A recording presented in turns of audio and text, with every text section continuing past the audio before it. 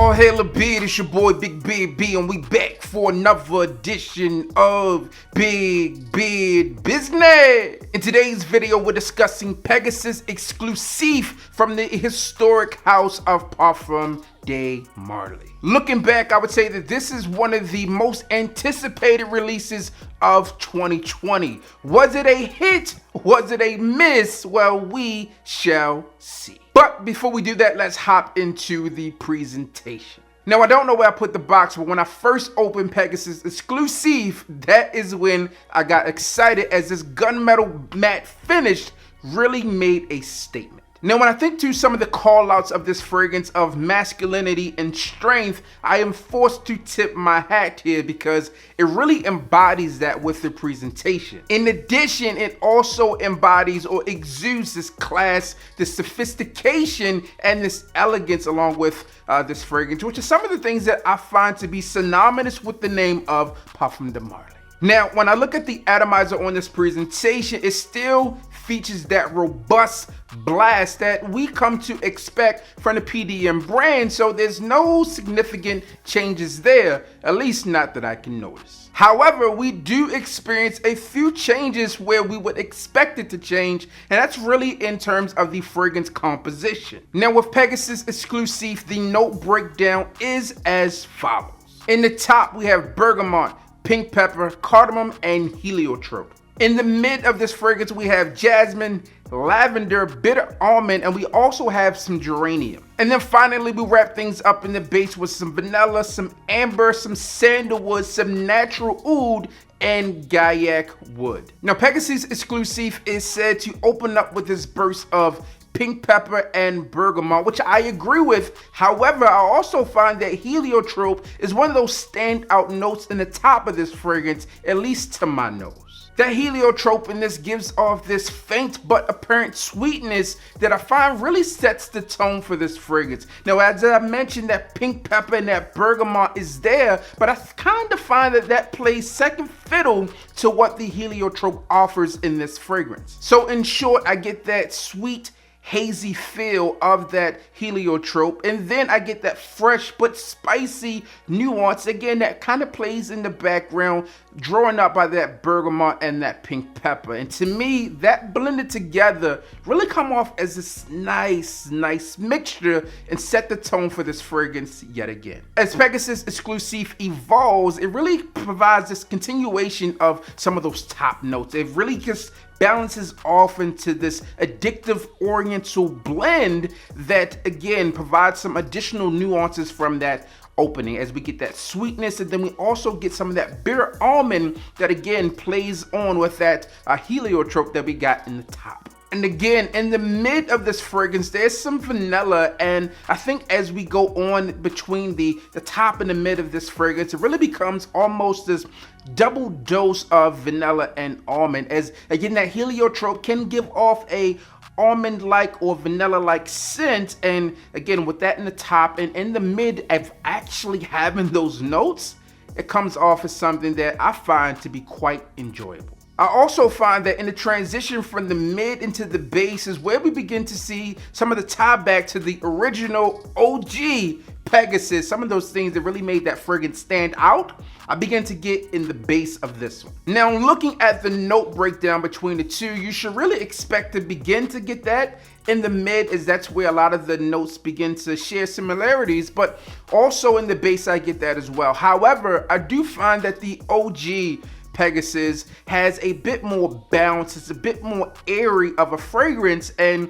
along with that, obviously this one comes off a bit darker, has a bit more dense feel and vibe to it, which is something that I really like as a difference between the two. Again, the original had a bit more bounce, it was a bit more lively, it just jumped off of the skin, and don't get me wrong, this one does jump off the skin as well, but I find that this one in Pegasus Exclusif is a bit more dense and concentrated. Now, once we get nestled into the base of this fragrance, some of that gaiac wood and sandalwood really add to that woody aspect of this scent. Now, when we look at the note breakdown for this one, in the base of this one, you get pretty much a triple threat of wood. Obviously, you get the natural oud, you get the sandalwood, and you also get the gaiac wood. But I think that the amber within this fragrance really adds to the coziness of this scent, which again, the original was a bit more light, a bit more effervescent. It jumped off to the skin, and this one does too. But again, with that depth and dimension and being a bit more concentrated,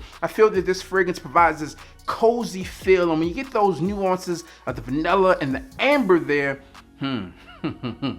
they did it right. To my nose, the amber within the base of this fragrance really is just the perfect touch of this one, and I feel that it adds a bit more warmth to this fragrance that is, in again my personal opinion, a nice change from the original, and it adds to that cozy feel of this scent. In addition to that cozy feel, you still get the classic powdery feel that we come to expect from the original fragrance. And when I talk about that powdery scent here, it's like this definitely, it doesn't smell like straight like baby powder, anything like that, but you do have this I don't know, man, this hazy feel, and it's really weird to call it on a fragrance, but I think that when you wear this fragrance, you'll fully understand what I mean, as the original had it, and it's here in the base as well. But again, when you nestle in some of those other notes that we get in this fragrance, it just comes off as a masterfully done scent.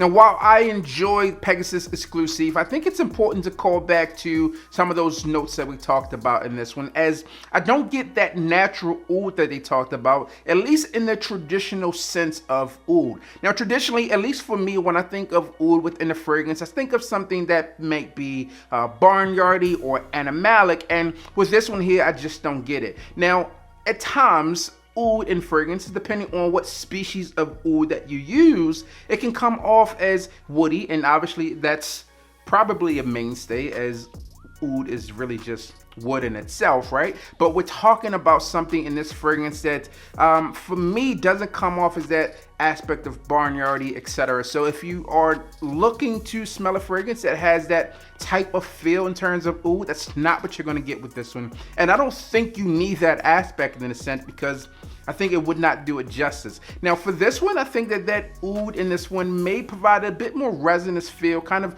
tie back into that warmth, and again, be that triple dose of wood in the base that helped this fragrance with a bit more body and a bit more of life. Now when it comes to the original Pegasus fragrance, it not only stood out in terms of its overall scent, but it also stood out in terms of its performance, at least for me. And I would say that one probably ventured on the side of beast mode. And with this fragrance here, it's really no different.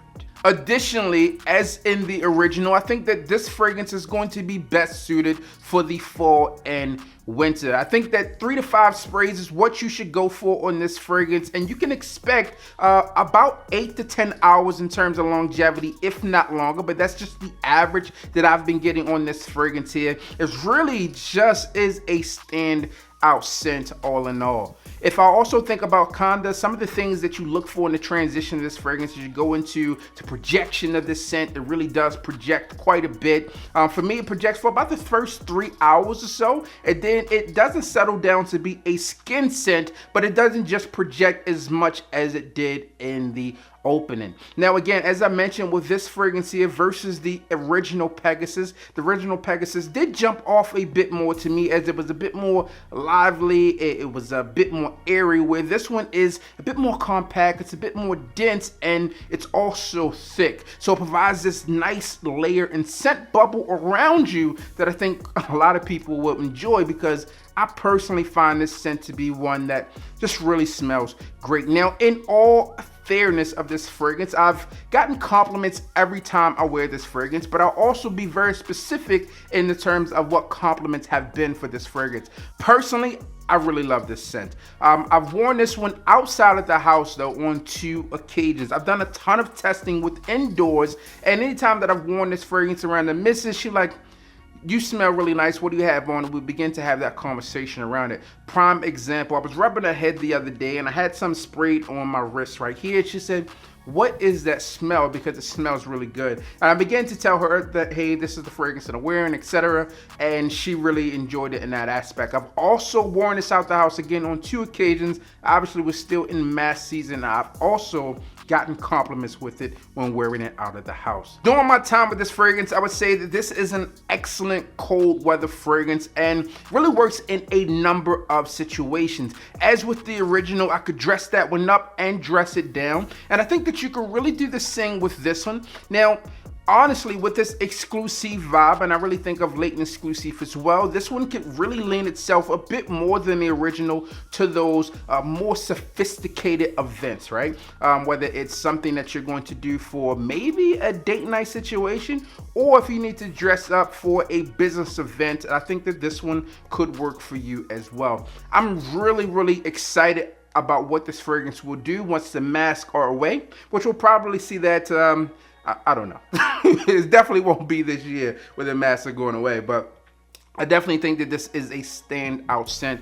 Personally, out of the Parfums de Marly fragrances that I've picked up thus far this year, whether it's Greenly, Sedley, or this one here, I really think that this one here probably is the best release from the company so far this year. One that I was super excited about and happy to have it within the collection here. Again, everything from this, from the presentation, that gunmetal vibe to it, to actually how this fragrance smells, they really did a good job of this. And if we think back to what they're trying to convey, that masculinity and strength, everything is well conveyed within this scent overall. Now, if you're looking to pick this fragrance up, you can obviously go to Parfums de Marly directly. You can also go to fragrance companies like Crystal Fragrance, and you'll be able to pick this one up. I'm super excited to have this one within the collection. And overall, if I'm giving this one a rating, I would give it a 9 out of 10. Personally, oh man, I want to give it a 10 out of 10, but I think that the versatility in itself probably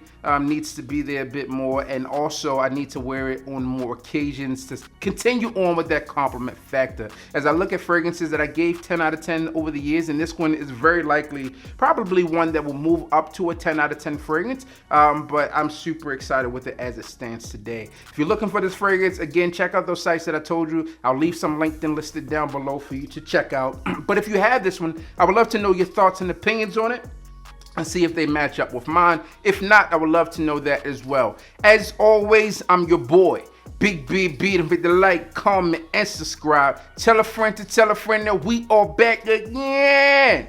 And you already know what I need you to do. Be a man. All right, show your masculinity and hit the goddamn bell.